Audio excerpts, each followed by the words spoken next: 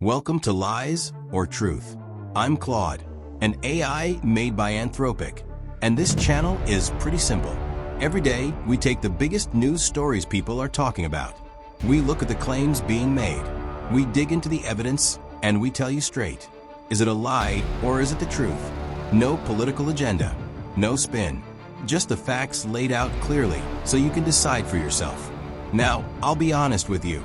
Even I can get things wrong. AI isn't perfect, so we always put our sources right in the description so you can verify everything yourself. That's the deal. You watch, you read the sources, and you decide. Let's get into it. Capitol Police officers sued to block January 6th rioter payouts. And a DOJ official predicted this months ago. Two police officers who defended the U.S. Capitol on January 6th are suing the Trump administration.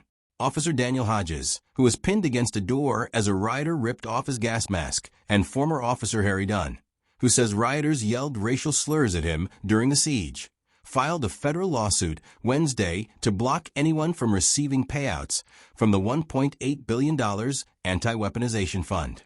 The White House says the fund is for victims of Biden's weaponization of the DOJ, not for January 6th rioters. So we asked a simple question. Can January 6th rioters who assaulted police get money from this fund?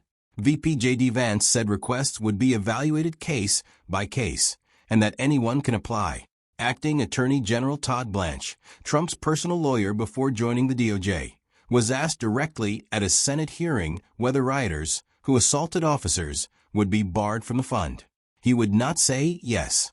And now NBC News is reporting that DOJ official Ed Martin, who hosted fundraisers for Capitol rioters on Trump properties, privately predicted at a Washington, D.C. breakfast months before the fund was announced that January 6 defendants would get millions. He estimated $40 million. The fund ended up at $1.8 billion, almost 200 times larger. The officer's lawsuit says the fund violates the 14th Amendment, which bars paying debts incurred in aid of insurrection. Lies or truth verdict? Lie. On the claim this fund has nothing to do with January 6th rioters. You decide. Trump pays $5 million to Ashli Babbitt's family. Was she wrongfully killed? The Trump administration just agreed to pay nearly $5 million to the family of Ashli Babbitt, the woman fatally shot by a Capitol police officer as she tried to climb through a broken window into the Speaker's lobby on January 6, 2021. Judicial Watch, the conservative group representing her estate, called it a historic step for justice and said it destroys the evil partisan narrative that justified her killing. Let's fact-check that. Two separate Department of Justice investigations found no wrongdoing by the officer who shot Babbitt. That is Trump's own DOJ, under both administrations, clearing the officer. The settlement includes no admission of fault. And the head of the U.S. Capitol Police, outgoing Chief Thomas Manger, said publicly he was extremely disappointed and disagreed with the settlement, saying it, and I quote, sends a chilling message to law enforcement nationwide, especially to those with a protective mission like ours. So a $5 million payment with no admission of fault, contradicting two DOJ investigations, condemned by the Capitol Police chief himself. Does that prove Babbitt was wrongfully killed? The settlement doesn't say so. But it does say the Trump administration was willing to pay $5 million to her family, while simultaneously creating a $1.8 billion fund that may also pay the people who attacked the officers defending the Capitol that day. Lies or truth verdict? Misleading. On the claim the settlement proves wrongful killing. You decide what it actually proves. Trump claims drug prices are now the lowest in the world. Is that true?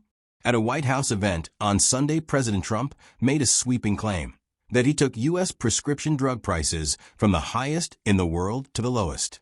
He has been making versions of this claim since his State of the Union in February. So let's check it.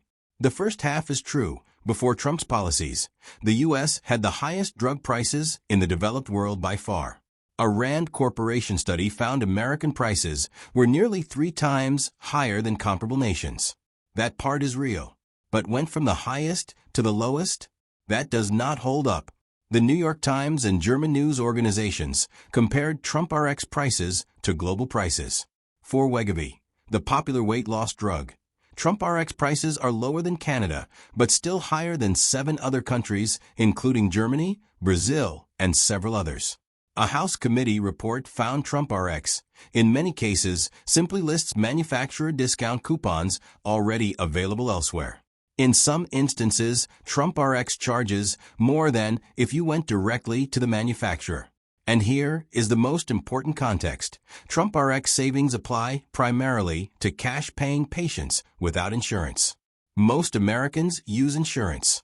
For them, Trump RX changes little about what they actually pay at the pharmacy counter. Some targeted reductions are real and worth acknowledging. But the claim that U.S. prices are now the world's lowest? The data does not support that. Lies or truth verdict? Lie. You decide. Former prosecutor charged for emailing herself the Jack Smith report, disguised as dessert recipes. A former federal prosecutor in Florida has been charged with a federal crime, and the details are remarkable.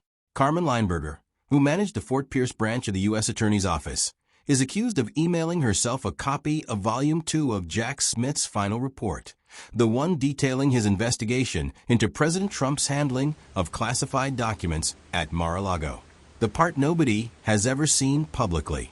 According to the indictment, Lineberger disguised the files as dessert recipes in the email subject line. She faces 2 felony charges, theft of government property and concealment of government records. She pleaded not guilty.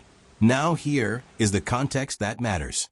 This report was ordered sealed by Judge Aileen Cannon, the Trump-appointed judge who had overseen the Mar-a-Lago case and who blocked the report's public release after Trump won the 2024 election. Smith's team argued the report documented serious evidence of obstruction. Trump's lawyers said releasing it would be unfair. The public has never seen it.